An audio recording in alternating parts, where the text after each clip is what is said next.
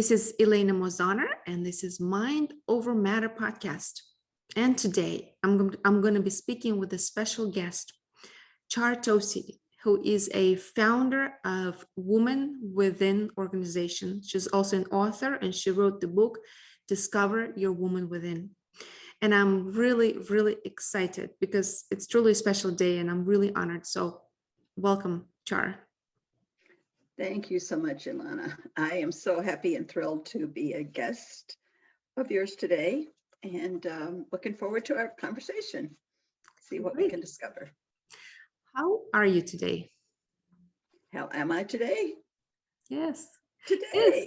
Okay, if I were to check in, I would check in as being excited and calm. Both.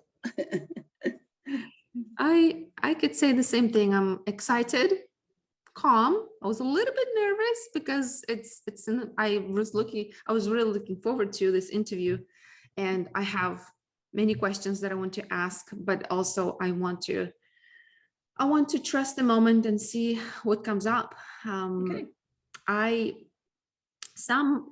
of my friends and colleagues do know that I took the workshop, and as people are watching, I'd like to say that the reason I wanted to talk to you today is because I have participated in the workshops. I took the signature workshop called Woman Within, also the follow-up workshop called the Wholeness workshop, and then there are a few other workshops that skills. I took exactly. I took skills, and of course I've sat in some circles both in New York and California, and I really found it's a profound organization and on so many levels.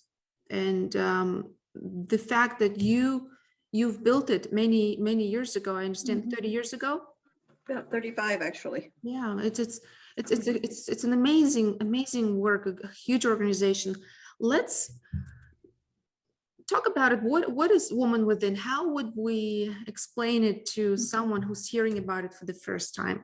Yeah, well, it's a little tough to explain it, but it's also, my belief is that every woman really wants to achieve their highest potential.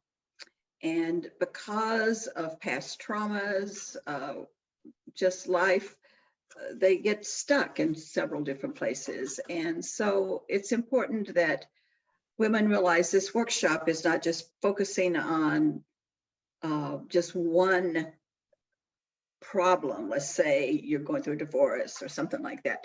This is about finding ways to really empower yourself to be the best woman you can be, whatever that may be like. I mean, we get women that are like 80 years old that go through the weekend, and we just honor all of their past achievements. And we get young women, 18, that are coming into the adulthood and trying to find their way. So it's a way for women to explore who they are and how to really become all that they are. And it's women helping other women. Yes. We say that it's the organization is led by women only, right? Right. And all the women that lead it have gone through the weekend and have been trained in our processes and are very skilled at delivering the program. And I do want to say it's experiential, which means that when you're at the weekend, you're almost constantly experiencing something. It's not like you're going to have a lecture or anything like that, which some workshops are. So this is very different in that you're engaged and involved, if you choose to be, the whole time. And most people choose to be, right? Yes, most people do. We occasionally get someone that thinks it's going to be a spa weekend and bring their makeup, but that doesn't work at this weekend. So it's not a spa weekend. And when I participated, I understand that everyone has their own unique discovery and a unique result after the weekend. And what are some of the common things that women walk out with after completing the weekend? Could you repeat that? What are some of the things that women get at the end of the weekend? Like they leave the weekend, and is there like I'll tell you briefly what was my discovery, right? Okay, So great. for me, when I did it, first of all, I loved the aspect of the unknown. And I know we Mhm. can't talk about a lot of what happens in the weekend. Right. Like you said, it's an experiential weekend. There are processes, there are visualizations, there are Mhm. meditations, but it's not just your regular meditation that you go into and sit in meditation. It's it's it's rituals, right? There's some Yes. rituals, Uh-huh. kind of like Mhm. games almost in a sense. Yeah. You get to participate in some sort of like a theater almost in this. Right. Good Yeah, description. Yeah. yeah. So that was, for me, it was almost fun on some level and entertaining, because you go into a theater, you don't know what the theater is going to be like, and you go into that experience, and every moment something is happening. There's 15 minutes Mhm. of this, 20 minutes of this, half an hour of this, and then you just don't know what's going to come in. So that's, Right. to me, that was an element of discovery. Every half hour you're discovering something, you're discovering Mhm. yourself. And then of course the there's art as well. We should say that Mhm. there's art, there's music, Mhm. there's singing, Mhm. beautiful songs that Mhm. also can come out of nowhere. And the fact that women are supporting other women is Yeah. really different. You know, Yeah. it's different. And as I don't know if I can say it, but if not, we'll cut that. I remember Mhm. a woman said that only women can understand the wound of Mhm. another woman, Right. Yeah. right? Yeah, Yeah. And the yeah, other thing I want to mention is we have a very large staff. It's not like just 2 or 3 women run the weekend. I mean, we have exactly. leaders, but we also, women's staff, we can have as many as 30 staff people there.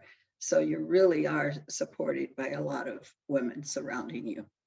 Yes, and usually the weekend has about uh, 30 participants as well, right? 24, something like that, right? Right. Yeah. 30 is our max. And Mhm. yeah, and it can go down to 24.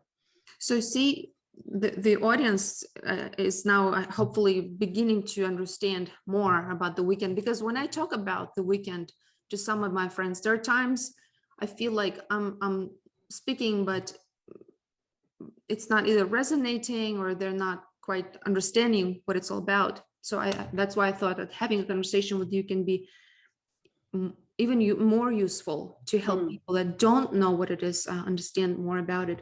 So there are women supporting other women, and it's almost one to one, right? One to one. And Yeah, it's, you could really say that there's times when it really is one to one. And yeah. very, and we break up into small groups, so you do get a lot of individual time. Hmm. And coming back to that question, what I experienced is the discovery and the element of healing. I came home, and I remember I came to Central Park, and I just laid on the grass maybe Mm. for an hour. So I was just laying there and not thinking about anything, just processing. And I cried a little bit. I was relieved, but also there was a sense of acceptance of the feminine, acceptance of Mm. who I am. Yeah, Yeah, yeah. yeah.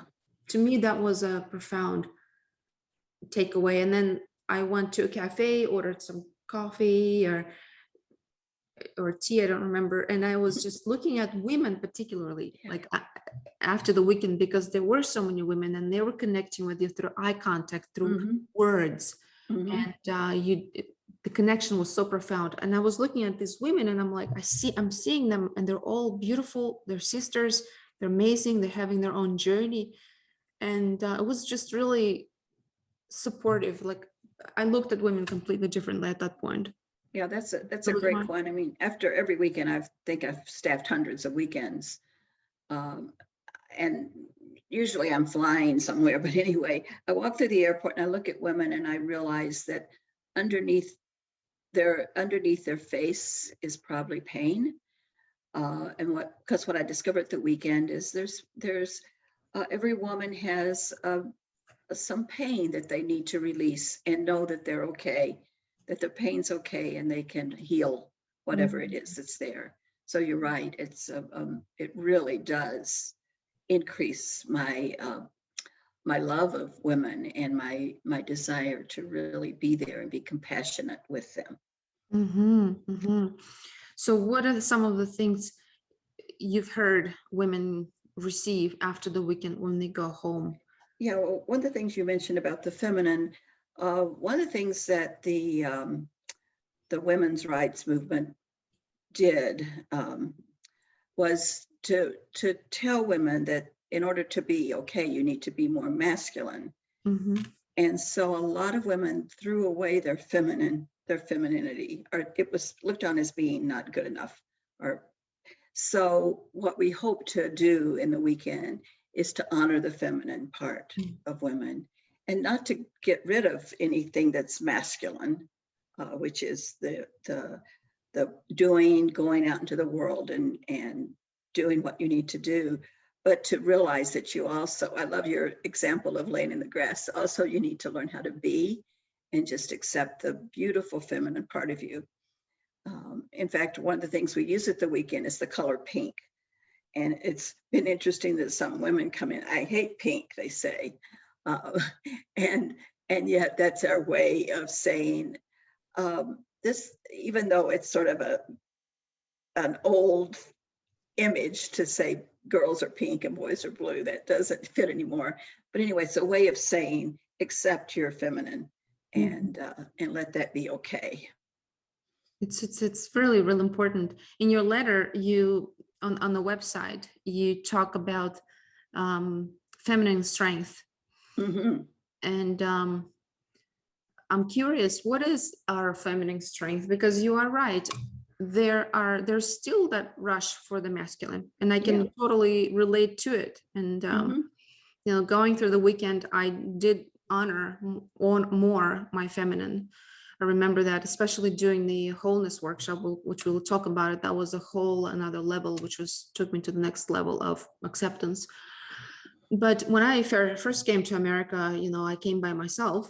And well, I was an exchange student, so I stayed with the family. And then after that, I traveled back and forth. I came to New York. I was by myself, building my life from scratch. It was not easy. And I remember that sense of wanting to be strong, and it did help me, you know, wanted to be strong. I saw how in Russia masculine was more ahead, it was more on top of things. Especially after the collapse of the Soviet Union, the country was in such a vulnerable state that everything was collapsing and crashing. So we as women saw men get so fast, quick, aggressive with things, and they started building businesses using the fact that market economy was coming to Russia and democracy. So they were the first ones to start building things, but women were behind, which caused, and which that was my research in the documentary I made 10 years ago, which caused this the stereotype of Russian women, you know, mail order brides, sex workers, and so on and so forth, because women just, they weren't as fast maybe as men, you know. So things have changed obviously dramatically and profoundly, but this was a very, very difficult time, which explained a lot of you know, where Russia was and where women were and men were at the time. So, and I remember seeing men and thinking, I want to be like them. Like, why are they successful? Why are they building companies? They're successful businessmen. They're aggressive. So we need to be like that. And then there was this rush. I came to New York for many years. I had this masculine energy in me, which actually wasn't that great for me if I wanted to have family and be a wife. After your weekend, which I did in September of 2016, in my 30s, I got married 2 months later. Yay! Okay. Yeah, it was a miracle. Of course, there was a lot of work that I have been doing. It was Woman Within, it was other things, but all of these things kind of stacked and helped me move in that direction where I embraced my woman within. So that was really amazing. What is this feminine strength? If we see women go after the masculine, it's amazing, it's strong, it's forward. What is our strength? How do we encourage women? I think one of the feminine strengths is the ability to what I call hold space for another person, another woman, a child. And what that means to hold space is that we really are there from our hearts, not from our heads. And I mean, if you look at women today, they're really becoming leaders because they can listen. They can listen to others, not all women leaders, but a lot of them really have the ability to listen. Whereas men, the masculine, I'll say, is really more, let's just say it and get it over with. But it's about being able to listen beyond just the words, but really paying attention to the body, paying attention to the intonation of the words, and really being present from your heart. And that's to me a huge feminine strength that I have Wow. found in women, is that ability. Wow, this is what you're sharing is it's truly profound, because this is important for us women to recognize and see our power in it, because from it we can be leaders. Yes. And And we Mhm. yeah, I was just going to say, what's so exciting is that women are balancing now their masculine and their feminine, which is incredibly powerful. So it's really cool. So the balancing of masculine and feminine, I want Right. to get to that part as well. And the our special ability, as you said, our ability to hold space for another person, to listen and to be present. This is not easy. No, This is it's not. not easy. No. No. And why do you think it's not easy? Say again. Why do you think it's not easy? Oh, why is it not easy? Well, I think it's our tendency to always think about how are we going to respond to whatever someone's saying. So we're like 2 minutes ahead of them instead of with them. And that's the one thing we really teach our facilitators on the weekends, is stay a step behind the participant. Is they lead us, and we need to use our feminine strength to be patient and stay present, even though there's things that I want to say or something I think is great advice. But my belief is that every woman has the answers inside of her if she's just heard. And unfortunately, we have not been taught how to listen and how to really hear someone else. So, Trust. there's men that can do that too, but I think it's maybe coming from their feminine side. But Yeah. Yeah, and this is very true, and this is something that, once again, for us women to realize and understand, it is our power, and we don't need to try to rush and to be masculine in order to lead. In fact, a man can learn from our feminine. Maybe it is time, and I see men in my husband is one of them. He's able to be present. He's done Mankind Project. He was the one who introduced me to Woman Within. He's able to be present and listen, and it makes a man, I see men like that, I meet them, it makes a man more kind, I think. Right. I agree. Yeah. Kind, listening. It doesn't make him less masculine. No, absolutely not. It actually, I think it maybe even enhances his masculine in some ways. Yeah. And I think what most women want from a man, in my opinion, is to just be heard. And men do have the tendency to want to fix and to give advice. And men can learn that they can just be present too, which it sounds like you've got in your relationship, which is wonderful. Yeah. And I'm doing my best right now, right here, literally practicing this masculine and feminine by trying to do the podcast, going through the questions, and in the meantime, not rushing through the questions and being present and listening, which is not so simple, but it's rewarding. It's rewarding. And oh, by the way, to come back to this, why it's not easy to be present. I took a couples workshop also from you, from Woman Within, with Reedman, Lori and Rich. Right. Lori Reedman. And also interviewed her on her on the podcast. about the workshop. It's a great workshop, and I know you've designed it, right? The couples workshop, is Yeah. that what you're referring to? Yeah, Yes, couples yeah, workshops. You yeah. have My designed husband it. and I created that. That's amazing. You're so humble. You've done as incredible things. The organization, the couples workshops.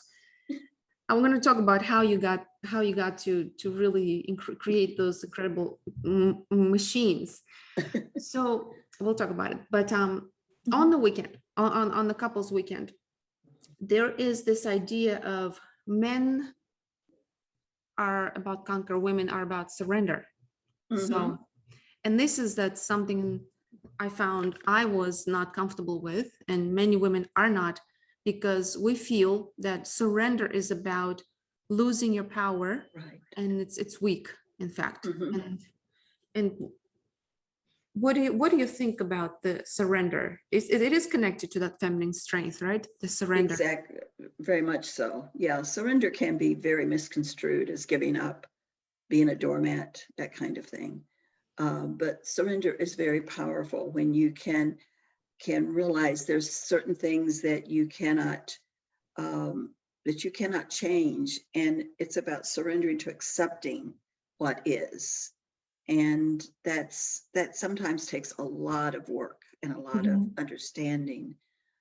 Also, we come into specifically about couples, we come into relationships with a lot of baggage from our past that still can really be toxic to a relationship. And so if we can realize what is it that we're doing that we did as a child in order to survive, we don't need to do anymore in a relationship with a partner. Mhm. So it's about surrendering and giving up that trait, not surrendering and giving up who you are as a person.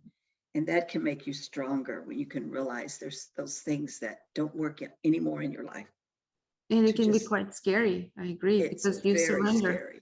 Yeah, Mhm. because they kept you safe for many years, whatever they were.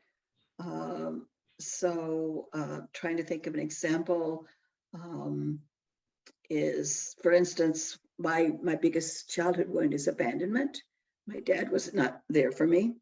And so I had to give up my fear of abandonment. I had to surrender my fear of being abandoned by my husband in order to be present in the relationship. Mhm.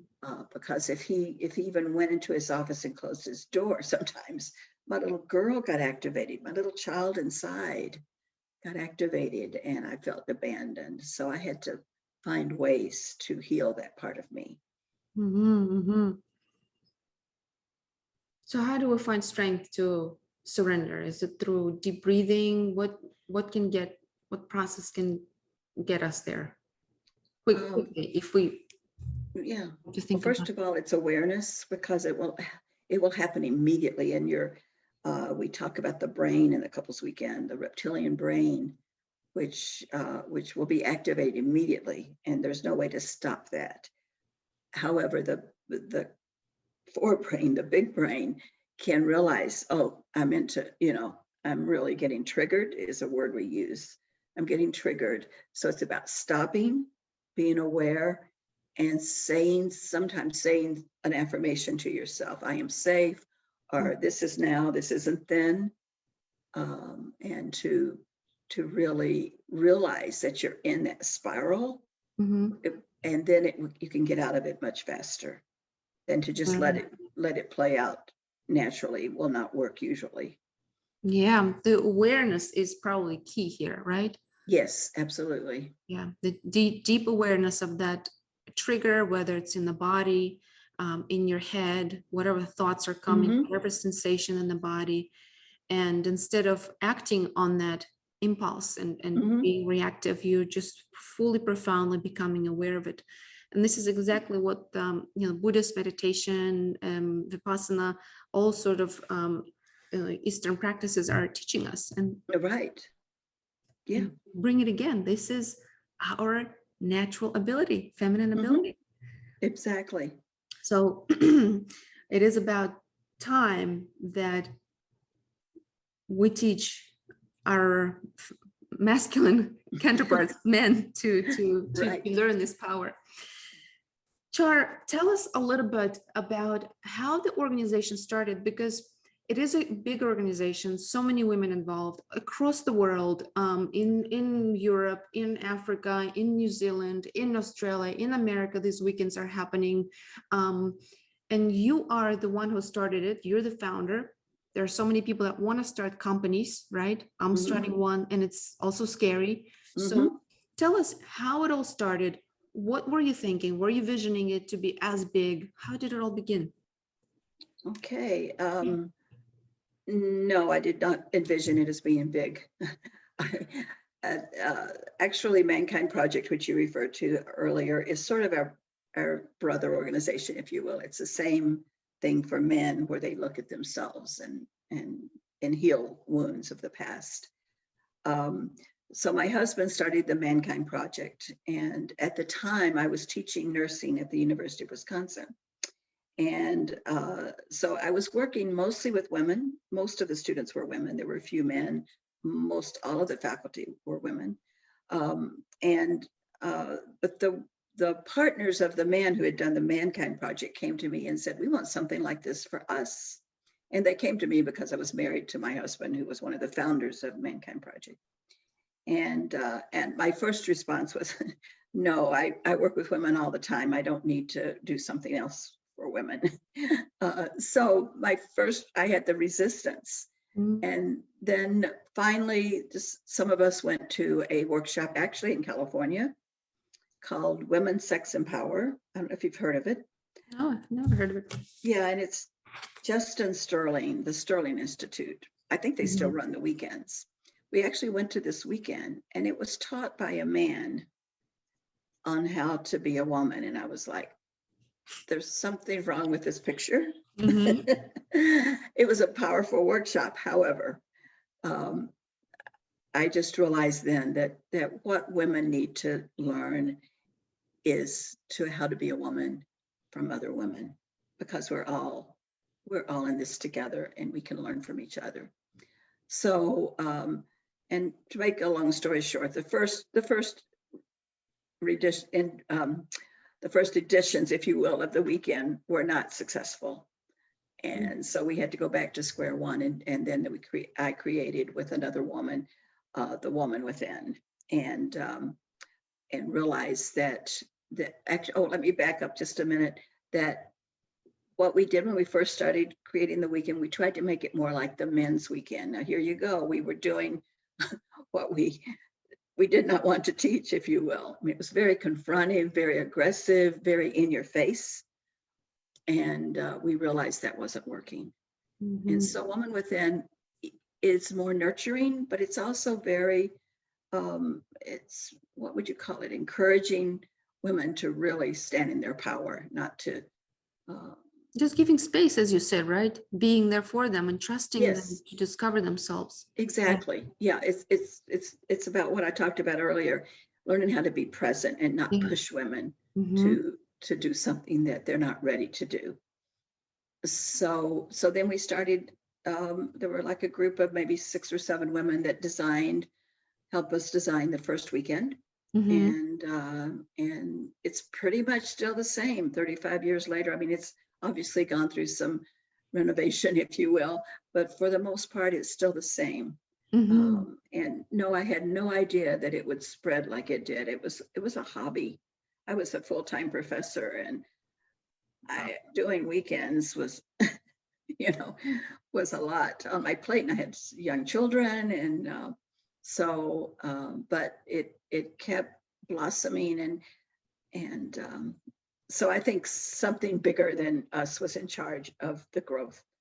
Yeah, and it does look like it was a hero's journey, that you were offered something, you were suggested to do this, and then you had a refusal. It was a call, and then you refused the call, and then something happened again.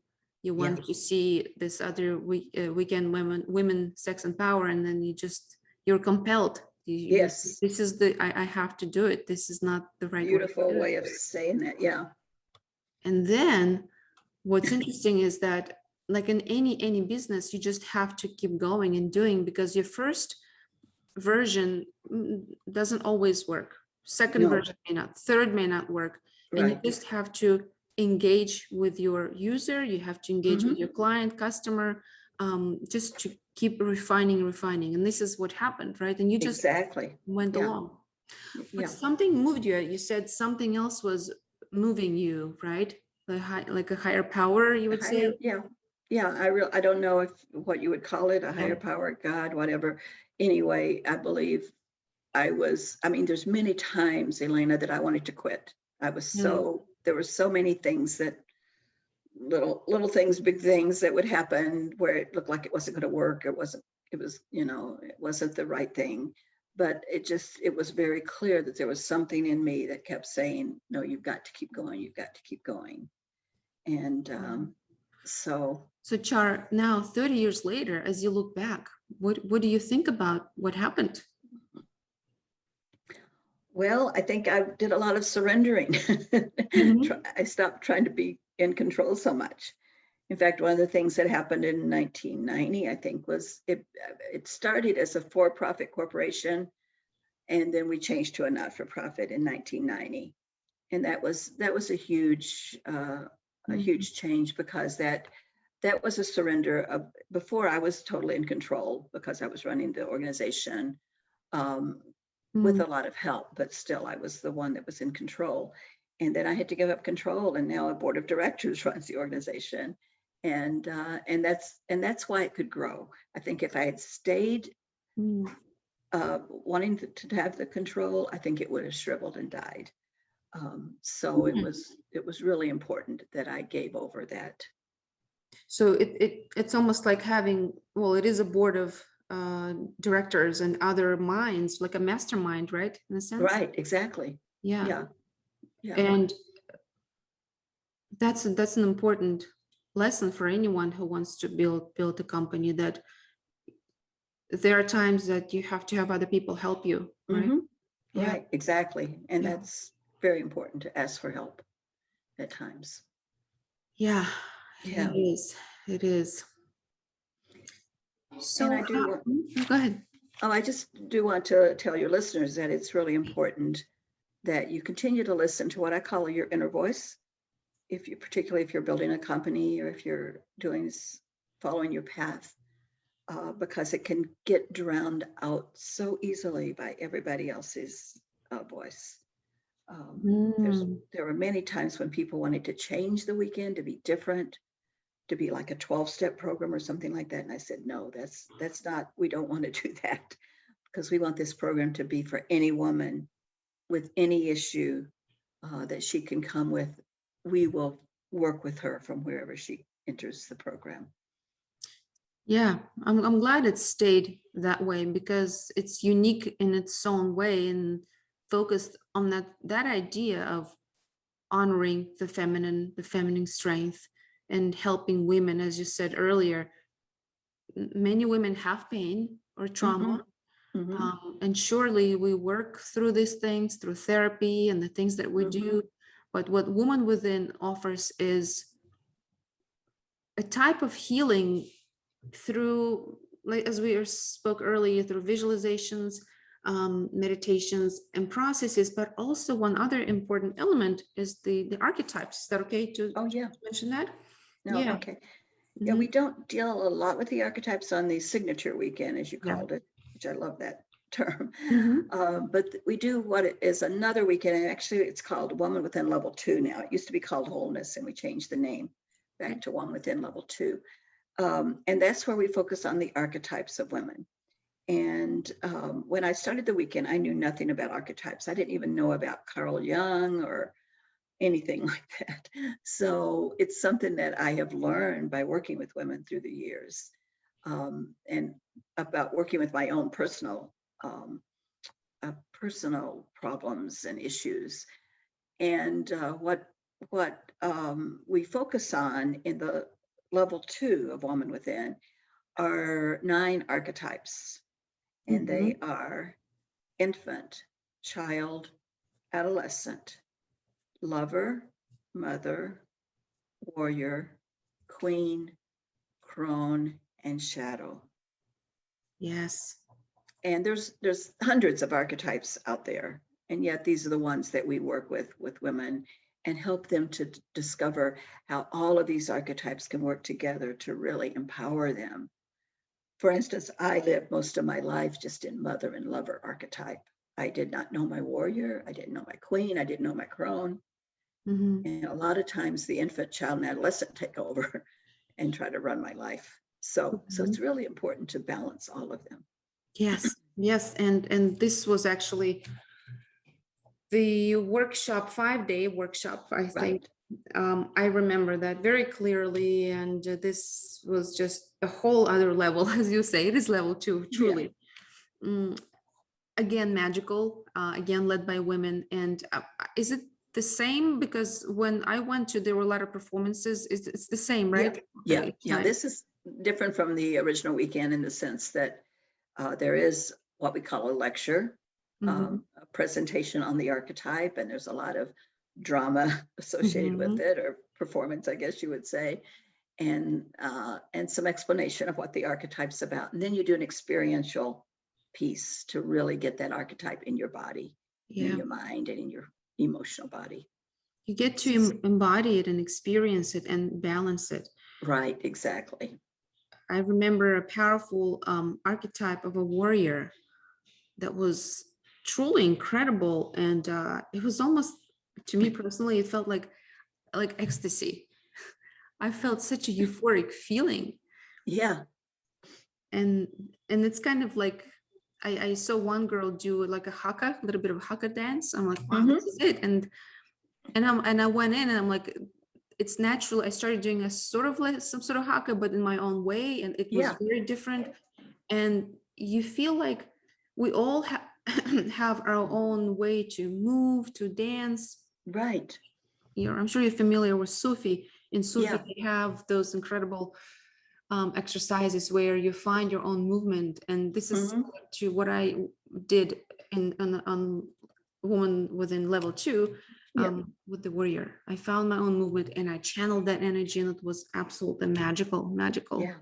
Yeah. There's actually a story that a woman who did that process that you're speaking of, she tells the story about how it saved her life. She was in an accident and went over a cliff and was really, I guess, very very hurt.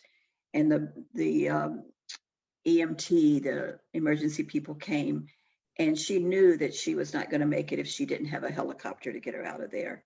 And she said that was when she pulled up her warrior energy and she said, "Get me a helicopter now." And she still claims to this day that this saved her life. But if she had not had that experience, she doesn't think she would have survived. So it's just, that's just one It's powerful amazing. example. Yeah, Yeah. yeah, that's it's magical. And of course, the other important part is the shame. Yes, Yeah, that's that's that's, very strong, and I think shame keeps many people, women, limited. yes, absolutely. Absolutely. So the weekend, that workshop particularly also helps women tap into it, see it, talk about it, because there are times when women carry shame until the rest of their lives, not able to articulate it, speak about it, and not allowing themselves to have more in life, something that they can have, they're allowed to have, they deserve to have, but they're not allowing themselves because of something they did or said or experienced, hmm. for whatever reason in their life. and Yeah. and that workshop really goes deep into that. And I remember sharing with other women, and it was profound to hear stories, and just, it's magical. It's so, Yeah. so magical. And is there anything you wanted to say about that? Well, just that there's many times when women share things on the weekend that they've never shared with anybody ever, and how healing that is. And that really is what heals the shame, is the ability to voice it, to voice whatever the trauma was. So Yeah, it's very powerful and magical. it is. It is. How can we talk about, is there any way to talk about the weekend? Do you want more women to participate in the weekend? Because I understand it's not that commercial. You don't see advertisements. No, No, you don't. No. And you Well, don't want there to be advertisement. right. Of course, with COVID, Yeah. we've been shut down having weekends. What's exciting is we did do skills. We were able to do it online through Zoom, so that worked well. But you can't really do the weekend on Zoom. No, no, definitely not. I'm sure you can understand that. Oh yeah. So yes, so I mean we really want to grow the weekend, and the one way we're doing that is through what we call open circles. Open circles means that if you can come and sit in a circle of women, and I think that's one of the powerful parts of the weekend and of femininity, if you will, is that women have been sitting in circles forever, for many, many ages, and we're reinventing that, if you will, and the power of that. But anyway, the open circles anyone can come to, And it's free. and it's free. It's free. In fact, we have about, I'm just going to guesstimate, we probably have 100 open circles around the world. In fact, I just got an email from a woman in Singapore that wants to start Woman Within there. And she's actually from Thailand, married to a German man. But anyway, she's very, very keen on, and that's the way we want to start, is by giving women a safe place to come and just share in a circle of women, and start to feel safe there, and then maybe feel safe enough to do the weekend.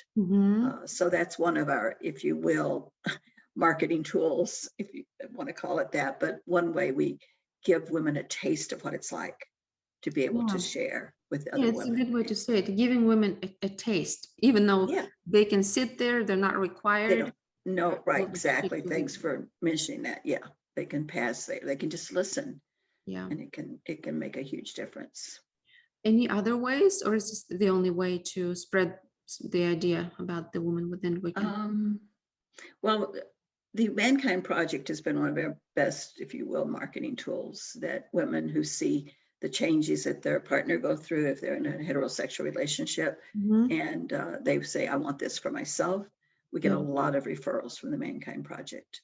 Very true. That's how I came to Yeah, women within. you're right. So that's been our biggest way of women getting to know about it. And men have what they call a graduation celebration, where they speak about their experience, and then their partners or their mothers or sisters or whoever attend, and that's the way they get a taste of what this could be for them. And then of course word of mouth. Right, that's the biggest one, word of mouth. Yeah. Have you ever considered doing anything like PR, or being in the news, or being written about in a magazine, or something like that? Or do you prefer to just do open circles and, Mankind Project, word of mouth? Are you Yeah, looking? we've actually contacted Oprah a couple of times, and it didn't go anywhere. So, and we're also aware that we have to have the infrastructure. If we put it out there in a big way, let's say on Oprah, or maybe there's someone that's more visible these days. But anyway, are we ready for the onslaught, say, that we could get? I know Mankind Project was on Phil Donahue years ago, and they weren't ready to take the onslaught that came. I mean, they managed it, but it's about having the infrastructure in order to do that. So I think we're getting there. Yeah. Do you want the organization to get to that place, to become larger and bigger, so you could handle that amount of?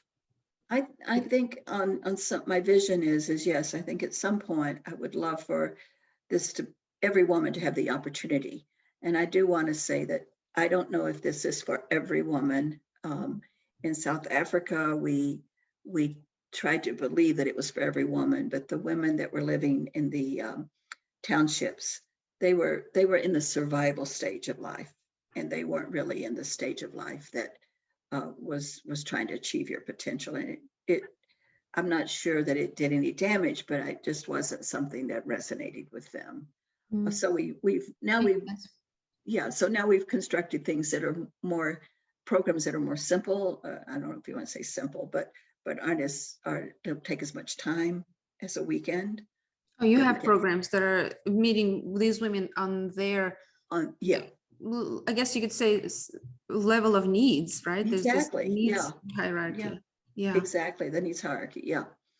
So, Mm, and so I think that is true. There's sometimes that women need something different than the weekend. So it's not the end all yeah. be all.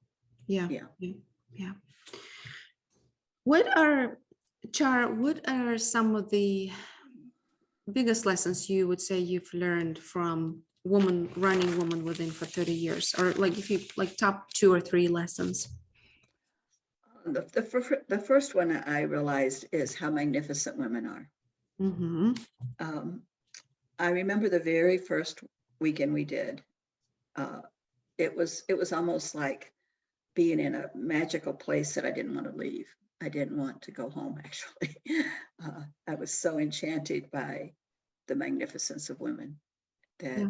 that I never knew, even though I'd worked with women for years at the university. It was a whole different level Mm. that I was able to see. What is this magnificence? How would you describe it? What is Well, I would describe it as a diamond, that women yeah. have many, many, many facets. And if you just shine the light on that diamond, it just radiates all over the place. And I mean, so that's why men give diamonds to women, right? that's right. That's where it They comes from. want to, yes. Yeah. Yeah, right. Interesting. Okay. And then the truth is there is a shadow part of women. I don't know if we want to go into talking about shadow. Sure, yeah. A shadow is the part of us that we don't want to own, that is really us. But what I have learned is that women can really hurt each other through backstabbing, through gossiping, Mm. and not physically hurt, but emotionally hurt each other. And so it's about getting aware of how we might do that and hurt another woman. I mean, even women who get involved in affairs are really hurting another woman. And I won't go into that in depth, but anyway. So I realized that there is a shadow in Yeah, me. it's a shadow and it's inconsiderate. Yes, Yeah. exactly. Yeah. And then there's the light side of women, which what I've learned is that all women are natural leaders. That there's this debate about, is leadership learned or is it natural? Is it whatever? But I have learned that every woman has the ability to lead. And even if it's just their children, or if it's a friend, and that's again going back to where we started about learning how to be a presence, how to hold space, is about leadership. So I've just been amazed at how much, when women can tap into that, how they just blossom and become so much more fully who they are.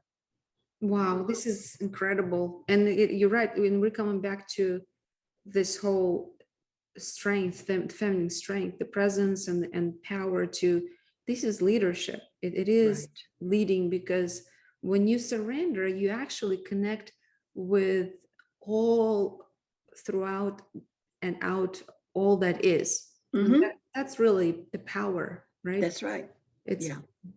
no boundaries. And that, to whichever you are connecting through the power of surrender, it's helping you hear the truth within Mm-hmm. yourself, helping you Right. be more authentic, and helping you be more caring of another person and listen to their truth. Yeah. Yeah. So those are the big ones, I think, that I can. Magnificence of women, which is women are like diamonds, they're multifaceted. Mm-hmm. And also the shadow part, which is also important to talk about, that Right. feminine does have a shadow. You said the gossip part, the emotional hurt, by being inconsiderate, or maybe even using feminine to get to certain things, right, Right. Yeah. in life. So, and these are the parts that are also important to see and know and heal and be aware of. Yeah. Woman within allows you to be more loving and considerate of other women, and Exactly. their Yeah. magnificence, and that can end many things that are hurtful. Yeah. Yeah. Yeah. Absolutely.